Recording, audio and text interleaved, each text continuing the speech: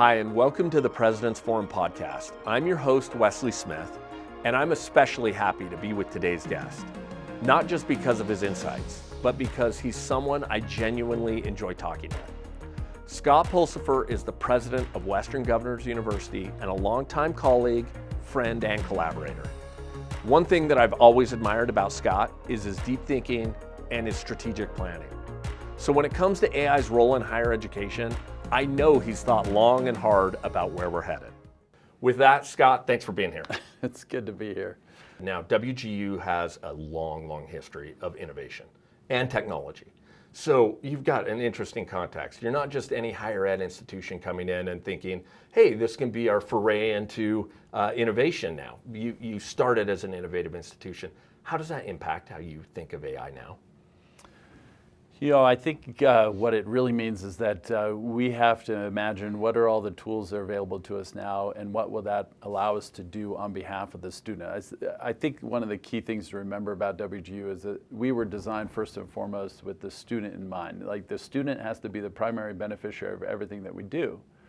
But it was also originated at the dawn of the internet. And that we recognized that the internet itself as an emerging technology then was going to be a significant enabler of all the new ways in which we could actually serve students so that we can maximize the probability that they acquire the knowledge, skill, and ability they need to transform their lives. And so I think we've kept that student-centered tech-first bias in everything that we do. Tech-first bias simply means that of all the things that we're innovating and all the things that we think we can invent, how would technology make it better? Or even more further afield, what are the capabilities of the technology that allow us to dream something up that doesn't exist at all? Okay. And it's like that's a different context than just trying to improve or increase the automation efficiency of that which you already do. It's like, what are all the capabilities of the new technology that would say, all right, living in that now unconstrained world, what would you do? Well, I think that this is really interesting because we think about tech in a different way than we thought about tech in the 90s, right? There are some naysayers on AI in higher ed, but when WGU started, internet in higher ed was like, come on. Well, I don't even know if that's even true today, Wes, honestly. It's like, even though the majority of students now are taking some or all of their courses online, you still have this weird debate going on as to whether in-person or virtual is actually a better learning experience. And so I think higher ed, I think to me is like that's an example of where maybe they put the wrong beneficiary in the center of what they were designing for. Mm-hmm. And so that could actually limit the likelihood of adopting technology to enable the desperately needed innovation that's necessary. So, but it is true that education is not immune to the effects of technology. Well, okay. So we're thinking higher ed, and we're thinking, in a model of student first model. Yep. How does that change the way you think of AI? So how do you think of AI differently, knowing the student has to be the beneficiary as opposed to the institution or any other stakeholders? Yeah, so, well, I think you have to identify what are the primary ways in which the student will benefit from education. I think the first and foremost is if education is the acquisition of knowledge, skill, and ability, how will the capability of AI increase the probability that every individual is successful in acquiring knowledge, skill, and ability? And this is one of those cases where you can now dream up ways to create a student-centered learning traverse, make it self-service. You can figure out new ways by which you're enabling your teaching and your faculty to better intervene with the individual student when, in a timely, relevant way, meaning exactly when they need it, on the content they need it with. You can think of different ways to actually construct and develop the content that also changes the way you approach the curriculum. Right. So AI now is saying, well, if the primary objective is to help an individual acquire knowledge, skill, and ability, and be verified competent in those particular topical areas, in those skill areas, then, well, in the world of AI, if you shed all the constraints of a conventional model, you'd start realizing like there's a dramatic leapfrog that can happen around personalizing learning and instruction that dramatically increases the probability that every individual succeeds. And we don't get trapped into this meritocracy view that says, oh, some people have earned it, some people have greater aptitude, whatever. Like most of that is, I think, a convention of historical kind of models, whereas AI says actually every individual has the innate capacity for learning, And now what can the AI technology do for institutions to dramatically personalize that experience, so it also dramatically increases the probability that every learner succeeds. I love your statement about this meritocracy. A lot of academia has focused on that for a long time.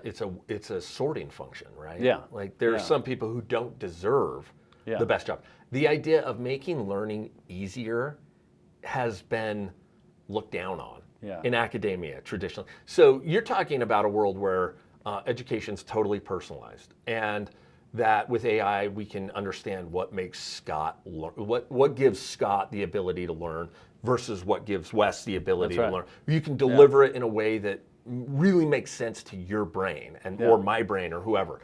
Is that something that you anticipate that we may see some pushback on in higher ed generally? Possibly. I don't know if we should care whether there is pushback.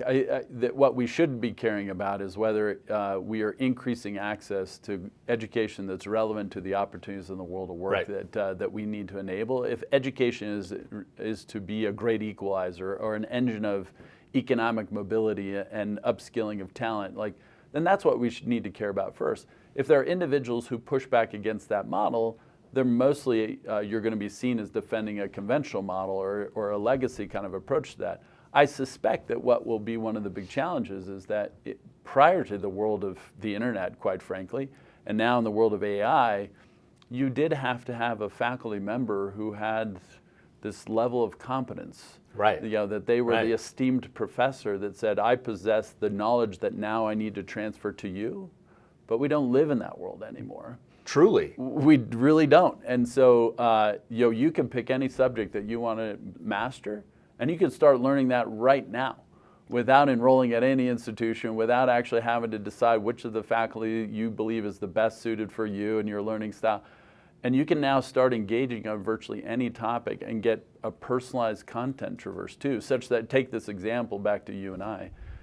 If both of us took the same physics and intro to physics class, how you and I both pass that with competency level may not at all look alike, such that if you and I were to study together, we may not even be able to say, hey, reference page 30 of the whatever textbook, because you'll be like, what page 30? Yeah. You will traverse the content that's relevant to you and how you're progressing through that mastery, and I'll traverse it in a very different way. And so that kind of singular course model to which 30 to 50 students enroll is like, well, 30 to 50 individuals need to demonstrate competency in the learning outcomes, but how they all got there may be 30 to 50 different ways. So this is super disruptive for the current model. Yeah. Like very, very disruptive, more disruptive than online learning. This will impact faculty in such a different way. Yeah. If you're faculty right now, what's the best approach knowing that we're entering an AI world?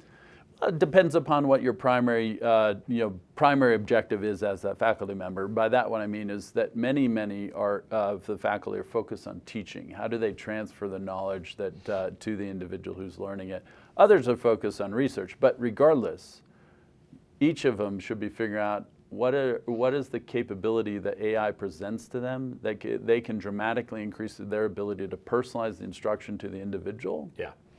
So that every individual succeeds, rather than using a sorting thing even on grades or forced distribution to say, some have the aptitude and some don't. By the way, I'll make one quick point on this. Great study out of Carnegie Mellon in 2023. I think Kettinger was one of the lead authors on it. That basically said astonishing regularity in the pace of learning, I think was the headline of it. That basically showed that individuals actually learn at pretty much the same pace. You need like 7 attempts to master a concept, et cetera. And the only difference, this is my interpretation of it, the only difference between who got the A and who got the B and the C was how far were they from actually competency in the subject matter. And if you only have so much time, those that are closer to the finish line, they're going to finish. The ones further away, they're not going to get as far, et cetera.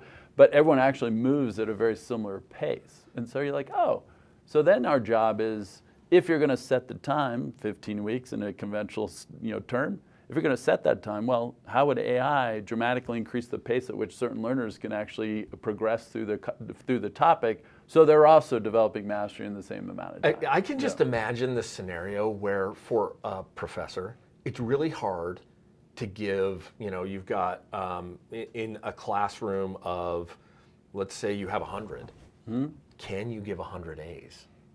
And the answer that we're looking for is yes, right? Yeah, you want to. My answer would be yes. We're from a competency-based institution. It's like competency is what matters, not the seat time. And so we believe that in that innate capacity of every individual to learn is like, well, if everyone can actually develop the competency in a particular subject matter, then it's just how do you adapt to the individuals so they can actually develop that mastery.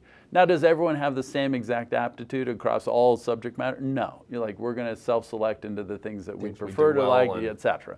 And so you'll still see that, but that puts more of that control in the individual student's hands rather than in the faculty's hands, because now it starts to orient that teaching objective to say, our objective is to adapt to you so that you have an equal probability of success.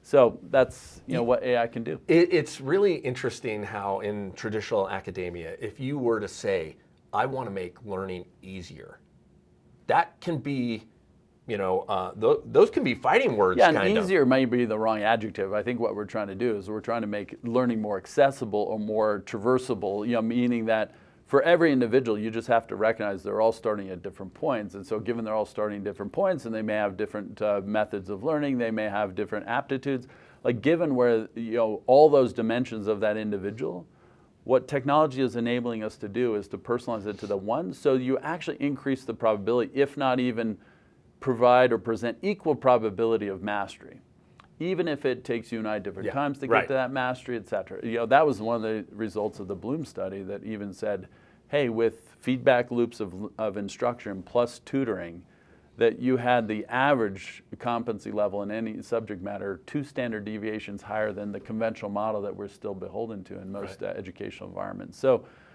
I think that's one of maybe the pitfalls of using AI or any technology, is that we just try to replicate that which we're already doing just in a new technology world, versus if you take an AI-centric or an AI-native approach to things, what are all the possibilities that now are available that don't even exist? You just start inventing the new mechanisms and new ways by which you're going to do things, rather than saying, all right, how would AI make our conventional instruction model more efficient, more productive? You're like, we would fail in utilizing the technology if that was our approach.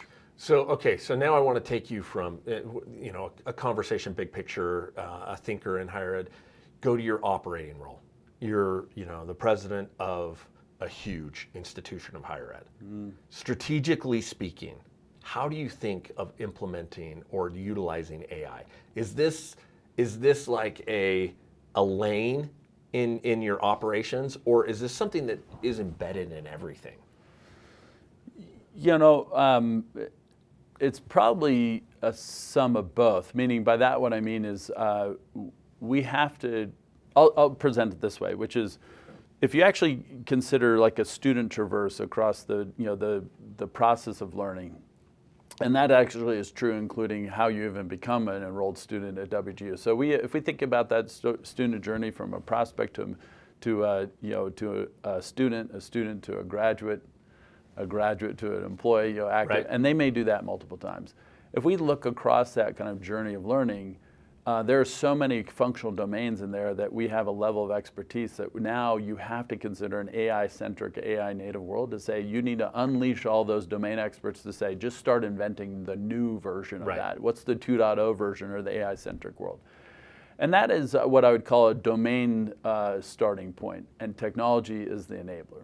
Now there's the other point that we're also taking, which was more kind of lane, if you will, your language, is to say, what's the foundational approach to take to AI? Because this is basically from a technologist viewpoint that don't have education as the domain expertise. They're just saying, listen, this technology has immense capacity to disrupt a whole bunch of different things. And the technologists go like, I just got a big hammer and everything looks like a nail. And that is beneficial because the technologist is not at all beholden to the domain expert and saying, oh no, it has to look like, it has to do this. The technologist is like, why? I'm just going to come in there and start reinventing things.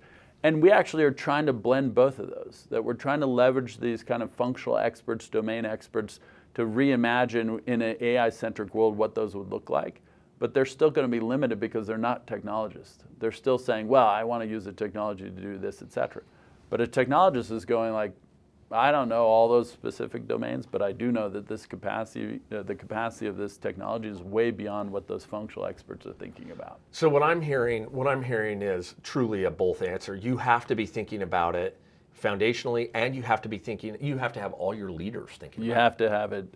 You have to have it pretty broadly distributed and delegated as an expectation that we are in an AI native world. What is that AI native world? For WGU broadly, you think about just even the current version most people know of WGU. That's a digitally native world, internet native world. Yeah, right. That was the emerging technology at the time. They just said, what are all the possible things we could do in the age of the internet? But now the 2.0 version of WGU is like, well, what's the AI native world of learning look like? And even our own models of how we instruct and how we develop curriculum and content and how we deliver and evaluate assessments and how we even have all the mentoring is like, well, that was designed with an internet native world. In an AI native world, like all those things are on the table. It's like we can create a new. So if you're thinking about higher ed strategy from your institutional point of view, I can see how WGU has a really huge head start in just like thinking how technology can drive education. And there are a lot of naysayers who have said over the years, the internet is not the thing. And I mean, most of them are now trying to adopt the internet in higher ed, and they're working on something that you probably worked on 20 years ago, right? So now we're entering this new native AI age. What's the worst thing higher ed can do in addressing AI? Like what's a bad approach? What's a bad approach? I suspect the primary challenge would be just saying, how do we utilize this technology to just become more productive and efficient of that which we already do? That's like trying to buttress an old thing that's just falling apart anyway. It's like you can only plaster over all those things so many times. Okay. And so I think that would be the real challenge, to assume that everything that you currently have is actually the way it should exist in the future. I think that's true given so many individuals who are prospective students or even current students are already voting with their own decisions, like meaning they're already deciding whether or not that model is still one that I want to pursue. And if the goal is ultimately acquiring the knowledge, skill, and ability the individual needs so that they can actually attain the opportunity in the workforce and advance their vocational identity, like if that's the primary objective, and that's heavily, heavily integrated into a big monolithic value proposition that includes student life and emerging adult and research institutions, whatever else, is like for them to kind of draw that out of that is going to be really hard, especially if you're just using technology just to keep replicating that over and over.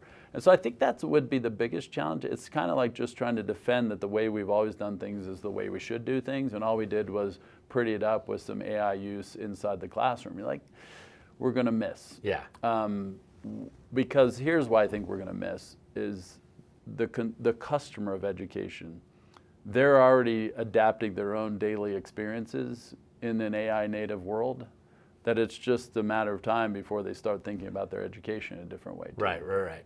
Well, this is a fascinating thread that goes through it. I mean, the whole purpose of education, well, I won't say the entire purpose. Our argument is the primary objective of education is to help an individual acquire their knowledge, skill, and ability they need so that they can advance their opportunity. Right. If it isn't a pathway to opportunity, then why are we doing it? I think that's primarily why our state and federal interests are there. Is like we're trying to make sure that education is an engine of economic mobility, that is actually a great equalizer because talent is universal and the opportunity is abundant.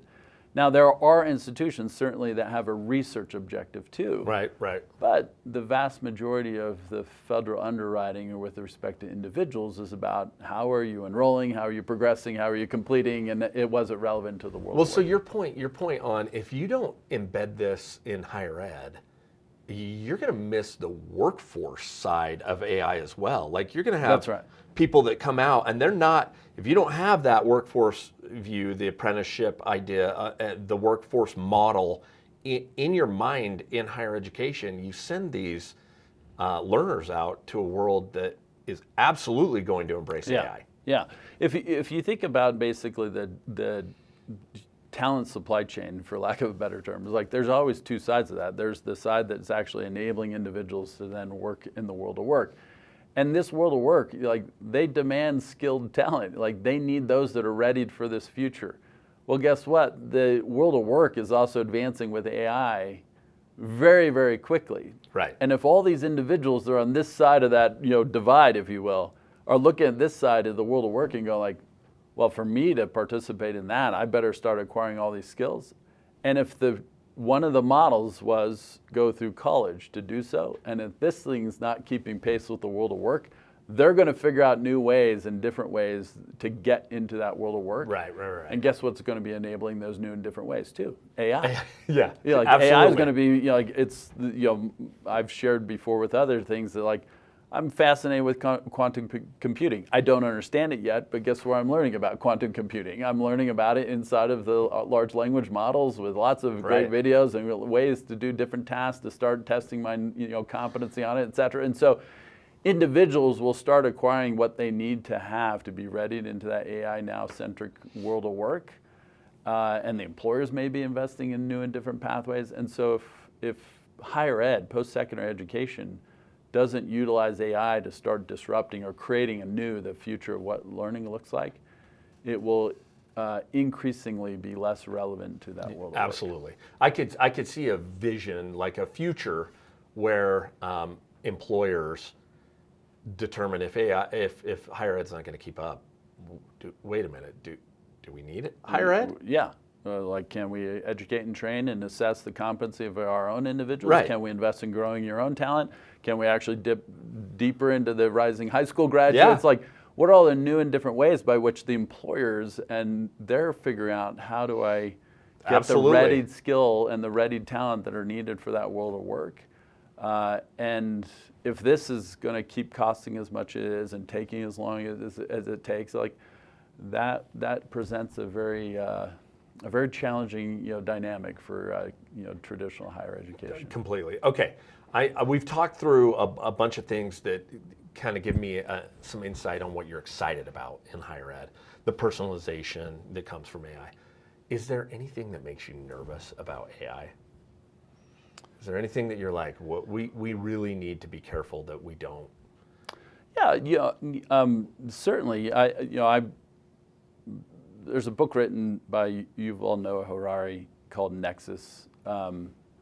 It gives an interesting perspective around what a future of an AI-centric, AI-native future could look like. And one of the big challenges is that when the machines start thinking like humans, or when they, and they're already showing the capacity to originate information,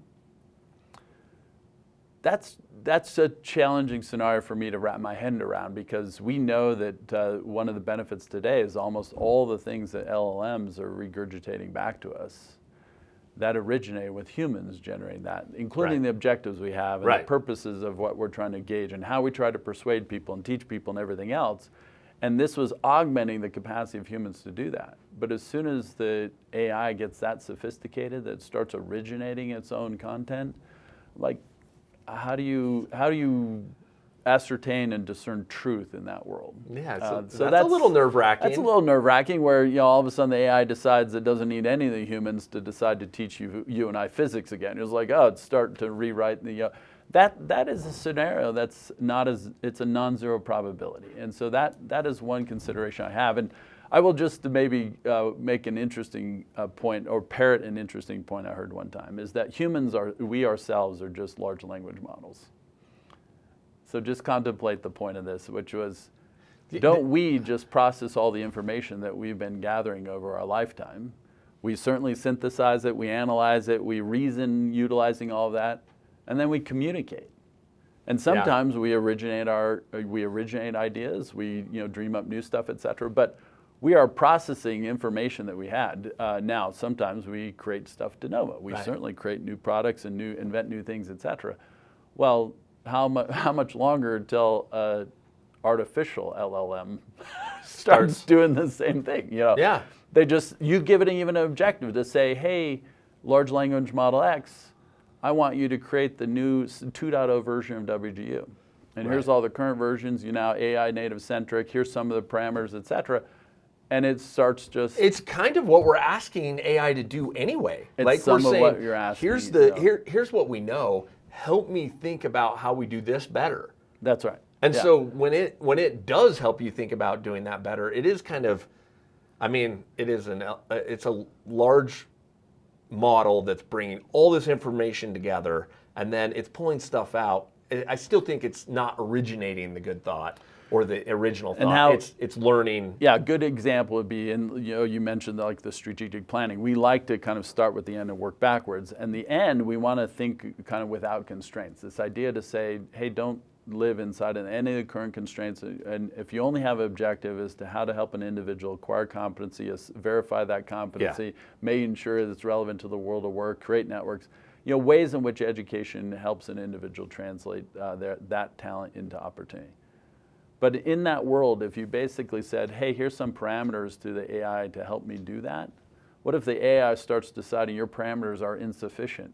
And it starts saying, hey, one other thing you didn't consider was this, and I see another parameter here. You'd kind of want it to do that, wouldn't you? There are arguments that say as soon as the engines themselves start rewriting their algorithms to present what they deem as better reasoned conclusions, it kind of makes you nervous. So that's this notion. I can see the upside to that, but I can also see why that gets there's a negative to that, potentially. Yeah. And so, anyway. But most of the time when I'm asking AI to help, I am looking for ideas that I've overlooked, right? Oh, yeah. Even if you just do the simple search today, it's like the reality is like search in a Google native world is like, I got to click through a lot of links and then ascertain whether I trust that source versus another. Right. Now it just synthesizes all of that, and ones are better than others because they provide you all the sources. But you're still actually doing this assessment as to whether I can trust this information. Well, is that any different in the world of learning? It's like, I also want to know whether this is actually the facts about the subject I'm learning, and that I can master this and I can demonstrate that. And so I think we're trying to ensure that we're in a world of augmentation today of humans. But as soon as the machine starts deciding that we've missed parameters in our future design, or we're thinking insufficiently, we're not incorporating all the potential scenarios, et cetera. As soon as that thing starts like reimagining stuff on its own, you're like, okay, so how do we make sure that we continue to have the ability to assess and validate the trustworthiness of the conclusions or the synthesis it does? Well, okay. I mean, this has been a really interesting conversation. I'm going to end. This is where I want you to conclude. Based on this conversation, would you say that the future of education, what is it with AI? Finish that. The future of education is what with AI?